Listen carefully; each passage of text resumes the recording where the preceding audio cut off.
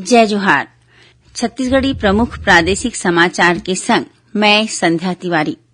संसद के बजट सत्र 31 जनवरी ले शुरू होही, जौन 9 फरवरी तक चलही। केंद्रीय वित्त मंत्री निर्मला सीतारमण 1 फरवरी के अंतरिम बजट पेश करही।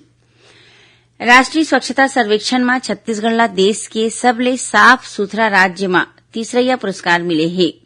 नई दिल्ली में राखे गे समारोह में राष्ट्रपति द्रौपदी मुर्मू मुख्यमंत्री विष्णुदेव साय और उप मुख्यमंत्री अरुण सावला ये पुरस्कार दीन।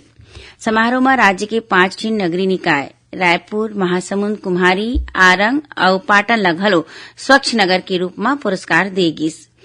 अयोध्या में 22 जनवरी के होइया श्री राम लला के प्राण प्रतिष्ठा के दिन छत्तीसगढ़ के मंदिर मन में घलो विशेष पूजा पाठ और गंगा आरती के कार्यक्रम राखे जाही। अयोध्या में श्री रामलला के प्राण प्रतिष्ठा के मौका में 22 जनवरी के प्रदेश के जम्मू स्कूल कॉलेज मन में छुट्टी घोषित करे गे हे। भारत स्काउट गाइड के छत्तीसगढ़ इकाई डहाले राजभवन में राज्य स्तरीय अलंकरण समारोह के आयोजन करे गिस।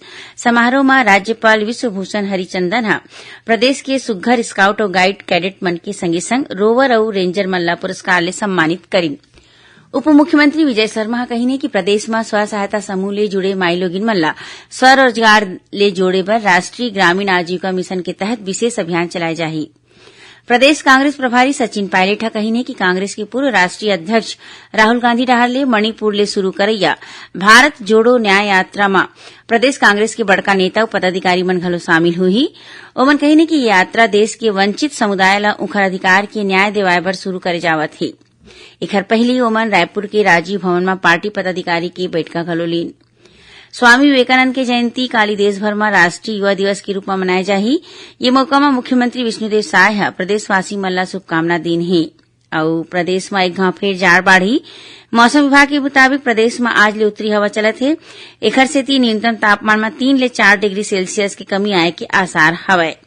ये रहिस अब तक के प्रमुख प्रादेशिक समाचार। जय जोहार।